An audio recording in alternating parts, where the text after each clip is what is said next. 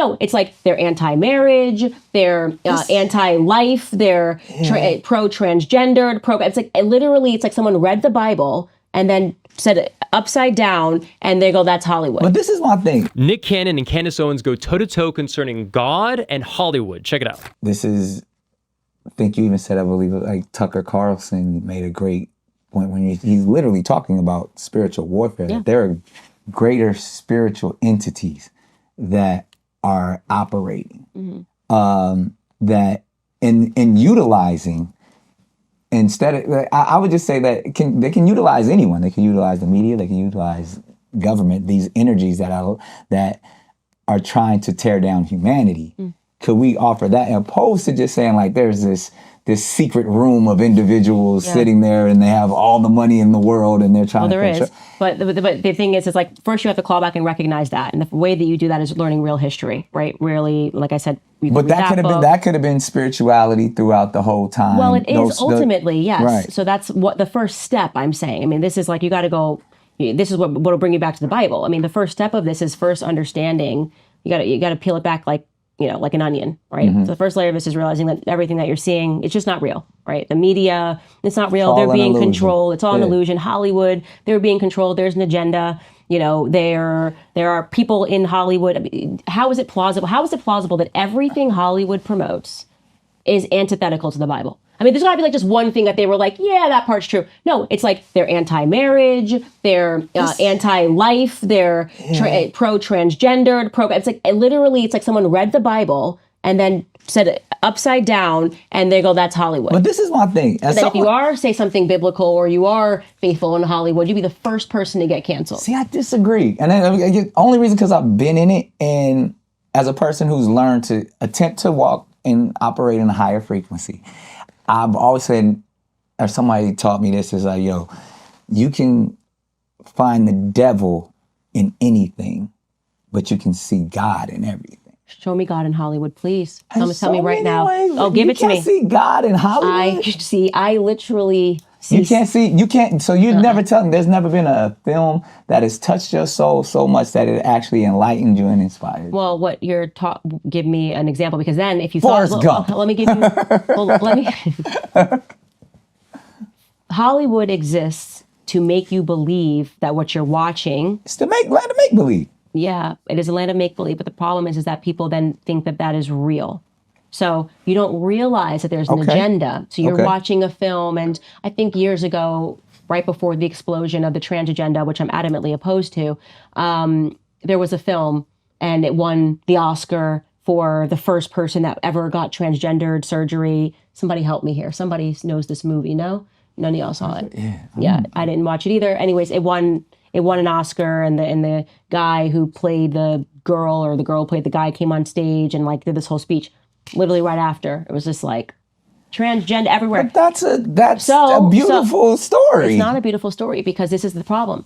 Kids grow up, and TV is something that is impacting their psyche and their spirit. They don't realize it. You don't make that connection early on. You think you're watching stuff. Unless they have parents that explain to them. But that's the problem. They don't. Right. That's the problem. They don't. So then that's the ultimate problem. Yes. It's not Hollywood that's the problem. Well, Hollywood's a piece of it. So what I say is that what they've done quite brilliantly is they intentionally broke down the family, okay?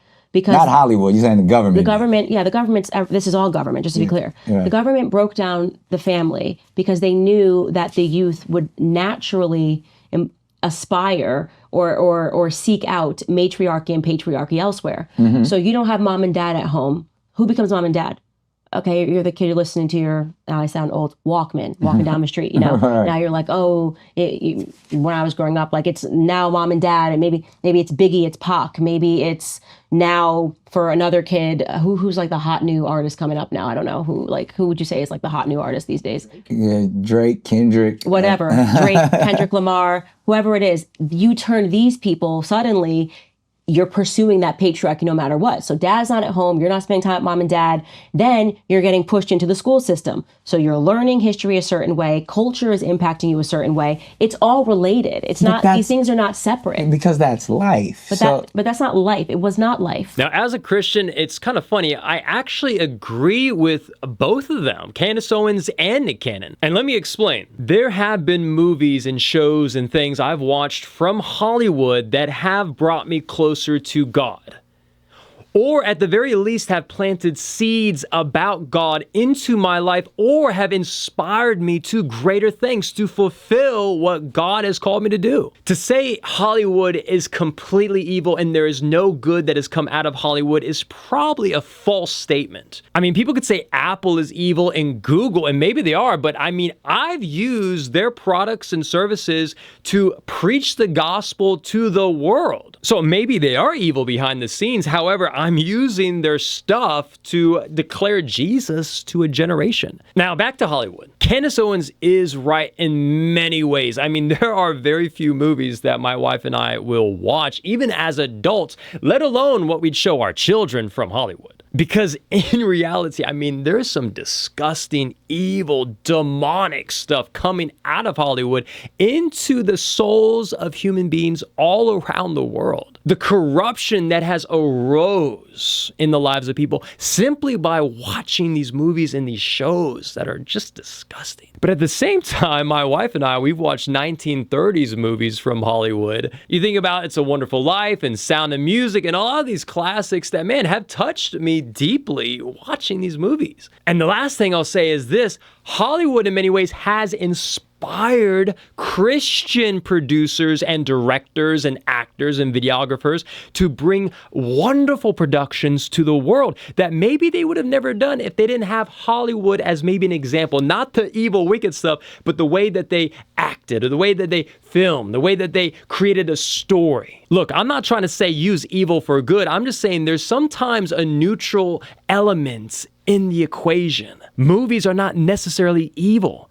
Hollywood is not necessarily evil, even though it kind of seems like that. There is still good in the world, and I believe there is still good in Hollywood. There are Christians there preaching the gospel in Hollywood. But one thing I will say to this that I give to Candace Owens is you gotta be careful what you show your children. You gotta be careful what your family is watching. You gotta be careful what you're watching, what you're allowing to be put into your soul. Because yeah, these images, these videos can come into you and start messing you up and start leading you down the road of temptation and sin. So you got to be careful what you allow into your eye gates and to your ear gates. And honestly, it might be better not to watch any of the stuff. To be safe, just don't even touch it. But I also have to give to what Nick is saying, because there have been movies that have touched generations for greater virtuous purposes. But again, we got to be careful. And honestly, I would err on the side of caution than just letting your family start watching a bunch of random movies. Because there are good productions out there. I mean, I love Jesus Revolution and I love The Chosen. We just watched The Forge. That was super inspiring. That have actually brought glory to God. Love to hear what you guys think. See y'all in the next one.